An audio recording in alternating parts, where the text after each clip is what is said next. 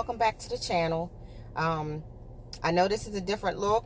This is not normal what you see me in the car. Usually you see me with my beautiful living room background and everything like that. And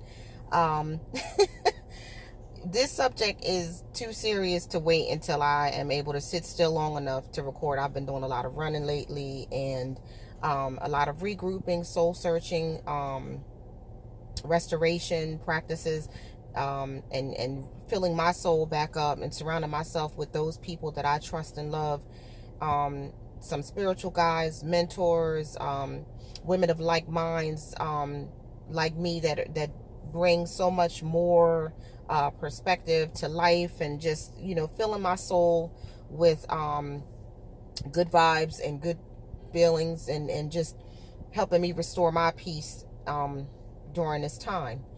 And being a melanated woman married to a melanated man with melanated children, and I'm the aunt and sister and cousin of a long lineage of melanated individuals, it is not lost on me the pain and the hurt and the, quite frankly, just fed upness about what's going on and what happened to George Floyd. And my thoughts, prayers, and love and good vibes and good thoughts and hope are going out to his family and the daughter he left behind and everything.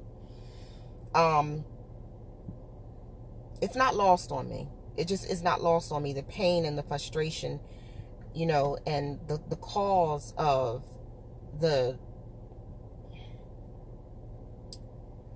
I don't really condone the looting aspect of it, but just I understand the marches, I understand the protests, and then the perfect storm is that happening while we are under this pandemic of the coronavirus. This pandemic is taking lives itself. So then on top of that, we're seeing this man's life being taken senselessly through, a very ignorant, racist, I don't care what you call it, act. And truth be told, for me personally, nobody should have lost their life that way, at the hands of a cop kneeling on your neck. So being an empath and someone that absorbs and someone that is part of that family, the melanated family, it does take its toll, and I understand. And one thing that I do and have come to realize, and I'm big on, if you follow the channel any length of time, I'm big on protect your peace. You're in control of your peace. You're in control of what you allow in your circle and your space and your head and your heart. You are in control of your energy. And it was during one of my sessions of regrouping and restoring with another woman, Copper Queen. I've talked about her. Monier is her name. She said something that was so profound that led me to want to even start to think about doing this video. She said, there are those people out there who are tragedy absorbers. They love and gravitate and need the drama and the tragedy, and they'll flood you. And if you are on any social media, if you're on watching this YouTube, I'm sure who today is not on some form of social media? You cannot turn on TV. You cannot log on to your Facebook, your Instagram, or what have you, and not see his death, George Floyd's death, and not see the riots and see the protests. And you still also are hearing the increasing deaths of the coronavirus and the numbers going up for that. And you're just constantly bombarded. And then on top of it, so that's on your main line, and then on top of it, you have people that are flooding your private messages with sending you videos of this, that, and the third, and this person speaking, and it is just all too consuming. And a lot of it is because you do have a lot of people in your circle who they actually thrive on that feeds their soul for some reason. It just, people that just love that. And I'm a big, like I said, I'm a big believer on, you don't have to take on what you don't want to take on. If you're finding yourself overly depressed, stressed, we were already going through it. A lot of us are still without work, still without food, still struggling just amidst the pandemic of the coronavirus. And then on top of it now, we're absorbing that and we're watching that. And if you are a protester, you're out there and you're doing something for the movement to get Black Lives Matter out there, you're absorbing a lot. And sometimes it can be too much.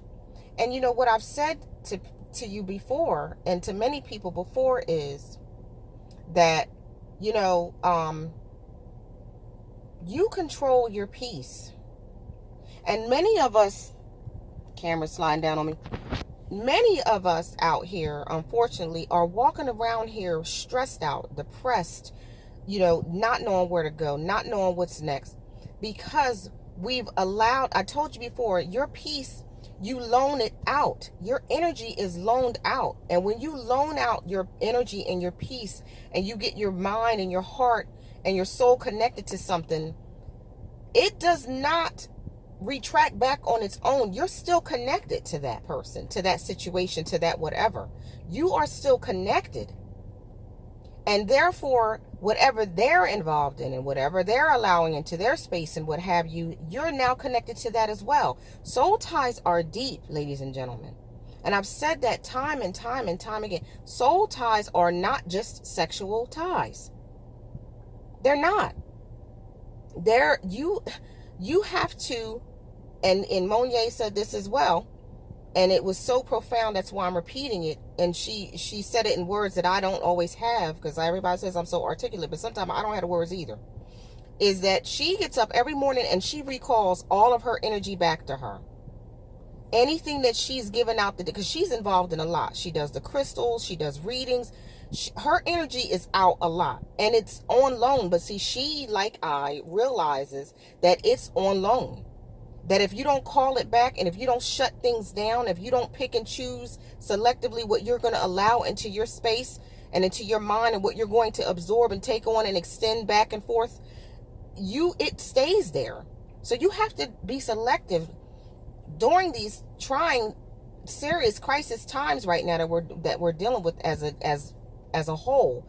You have to be strong enough to know that I don't have to take that. I don't have to receive that. Call it back to yourself. Tell, you know, when people are hitting your inboxes up left and right, you are more than within your rights to say, listen, understand, but I'm gonna let you know right now, I'm not even watching it, and just, can you kind of take me off your list of people to send it to, because I don't even really want to see it no more. You know, I'm seeing it enough on the news and what have you. You don't even have to give a long drawn out explanation of why, but you can just tell people, listen, or just delete it. Just delete it. And then what you can also do to combat it is you could put good positive stuff out that you want out on your timeline. You could research different groups and things that you want to see of different, you know, soul filling and peaceful feeling and calm, you know, or you could shut it off completely. If it comes across on your cell phone where people are texting you nonsense, you can control that. Let people know. I'm just, and it's not that you're being unaware. It's not that you don't want to be uneducated or unaware of what's going on in our society. But you have to understand where your energy is expelled. And you have the right. You control your life and what you allow in your life and what you give out. You're walking around here tired, stressed out, having crazy thoughts, depressed, worn completely out, from the top of your head to your feet. Don't know why you're dragging. Don't know why you have an attitude. Don't know why you think it's the pandemic, the coronavirus going on. You think it's because of George Floyd and the protests and the looting and stuff like that. But you were doing this before these situations even came about. And now it's even more. Because it's not just people that you've loaned your energy and your peace out to. It's situations. And you have the right to breathe. Shut yourself out. You know, what me and my husband sometimes do is we will leave phones, TV, everything in the house.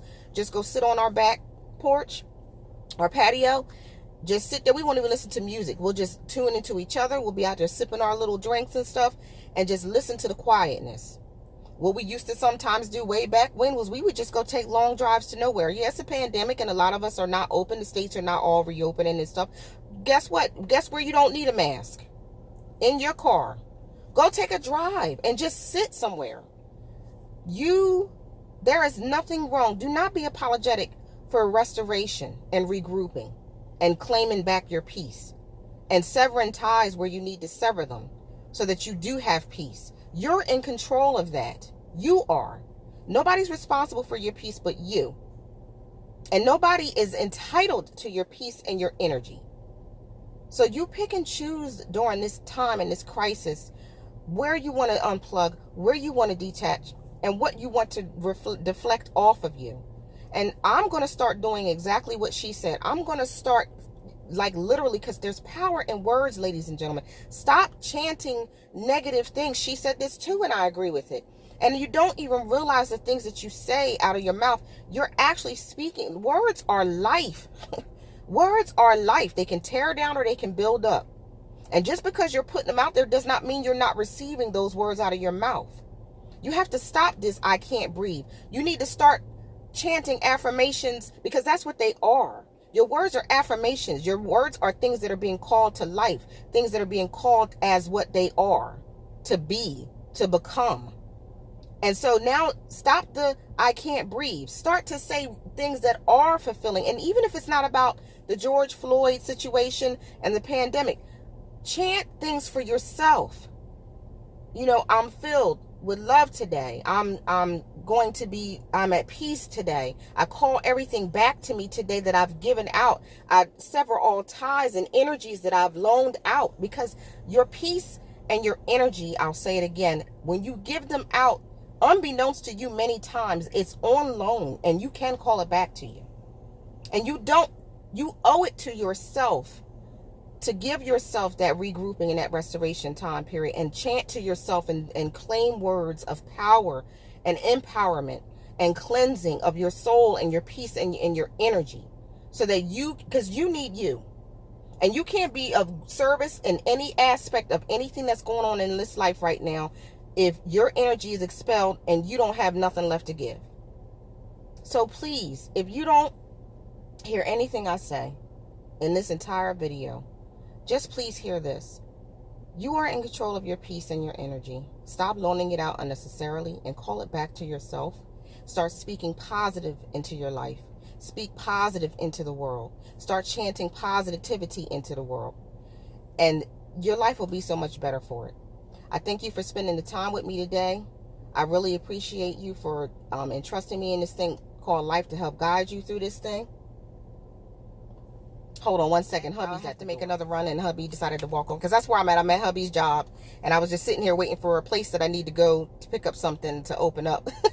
So he came over to ask me to make sure to get something else. But anyway, yes, please, thank you so much for, like I said, entrusting me in this thing, to help guide you and assist you in this thing called life.